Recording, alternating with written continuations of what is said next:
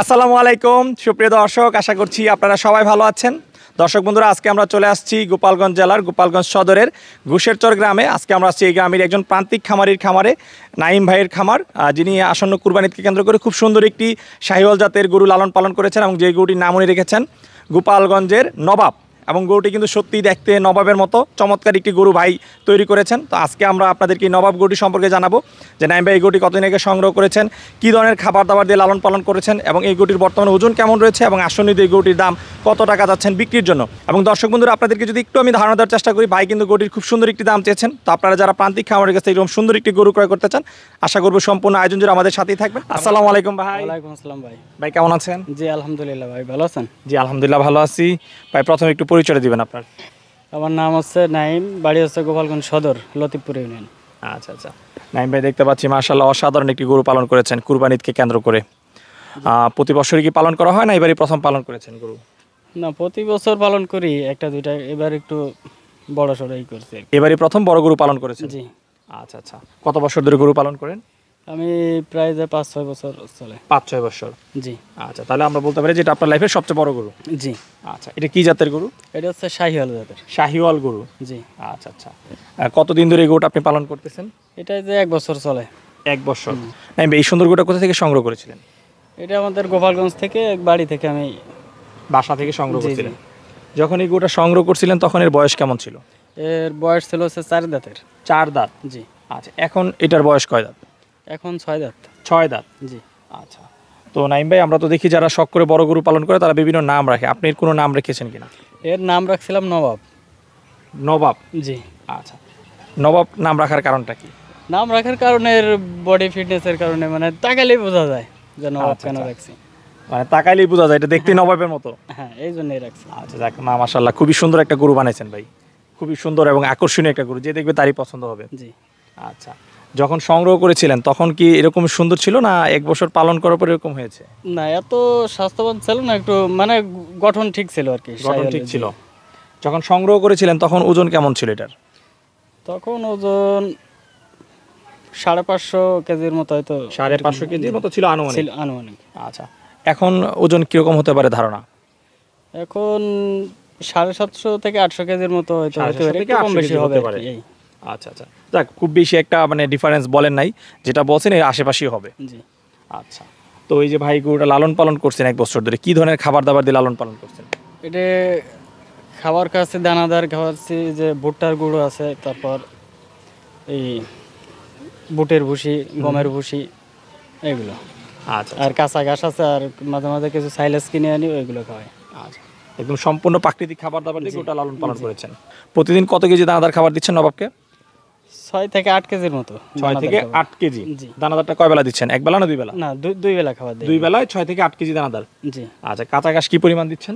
কাঁচা ঘাস 8-10 কেজির মতো, আমার যে নেপিয়ার ঘাস আছে ওইগুলো দিই। 8-10 কেজি। জি। আর খড় আছে, ওইগুলো শুকনা খড় কিছু। আর যখন কাঁচা ঘাস না থাকে তখন সাইলেজ দেন? জি। সাইলেজ দৈনিক কত কেজি করে খাওয়াতেন এটাকে?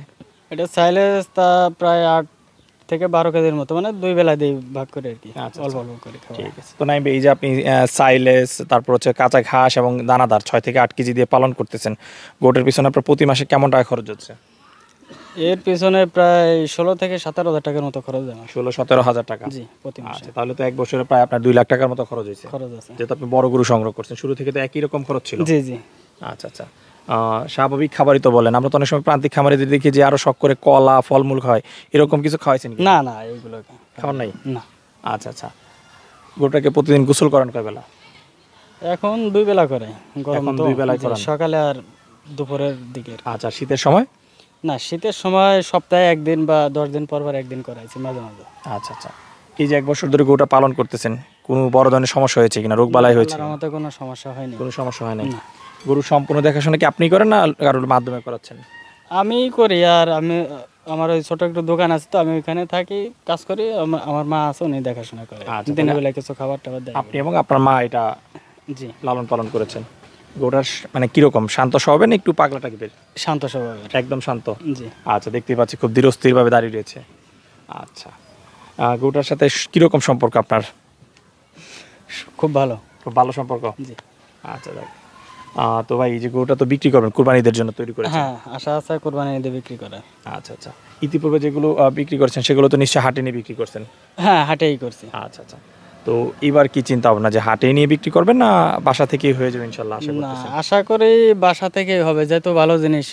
আচ্ছা আচ্ছা ঠিক আছে, আশা করি বাসা থেকে বিক্রি হয়ে যাবে। আচ্ছা, শুধু ভালো জিনিস হলে হবে না, ভালো জিনিসের কিন্তু ওরকম একটা দামও চাইতে হবে যাতে বাইরে থেকে বিক্রি হয়। জি জি। আচ্ছা, আশা করবো সুন্দর একটা দাম চাইবেন। গরু তো মাশাআল্লাহ সুন্দর তৈরি করছেন। এখন আমি তো আসলে ওইভাবে দাম তো আর আমারই কিছু চাওয়া যাবে না গরু হিসেবে, আচ্ছা, কিন্তু কোথায় কি দাম আছে, এখন আমি কোরবানি পর্যন্ত হয়তো 6 লক্ষ বা 6.5 লক্ষ টাকা এরকম বিক্রি মানে হবে টার্গেট টার্গেট। 6 থেকে 6.5 লাখ। কিন্তু দাম চাইলে মনে করেন চাওয়া যায় 8 থেকে 10 লাখ 12 লাখ চাওয়া যায়, কিন্তু আমি যা বিক্রি করব মানে আমার আচ্ছা, চিন্তা ভাবনা এরকমের। আচ্ছা, আর এখন তো রমজান, এই রমজানে যদি আপনি বিক্রি করেন সেই ক্ষেত্রে যদি কেউ নিয়ে যায়, ধরেন কোনো খামারি নিল বা যে কেউ নিয়ে গেল, সেই ক্ষেত্রে কত টাকা? আর যদি কুরবানি পর্যন্ত আপনি পালন করে দেন, আপনার একটা খরচ আছে। সেই ক্ষেত্রে আলোচনা সাপেক্ষে অবশ্যই কম আছে। কম আছে। ওটা আচ্ছা, আমরা যদি এখন একটা চাওয়া দাম বলি, যে এটা আপনি কত টাকা দাম চাচ্ছেন বিক্রির জন্য? এটার দাম এখন চাইলে 8 লক্ষ টাকার মতো দাম। আচ্ছা, মানে চাওয়া দাম 8 লাখ, চাওয়া কিন্তু দাম আপনি 8 বিক্রি লক্ষ দামটা টাকা। বলে দিয়েছেন জি, যে 6 থেকে 6.5 লাখ হলে আপনি গরুটা বিক্রি করে বিক্রি দিবেন। করে দেবো। আচ্ছা, তাহলে এটাই আমরা বলতে পারি। জি আচ্ছা, ঠিক আছে, তাহলে আমরা বলতে পারি যে না মাশাআল্লাহ আপনি খুব সুন্দর একটা দাম আশা করতেছেন। আশা করি ইনশাআল্লাহ হয়ে যাবে।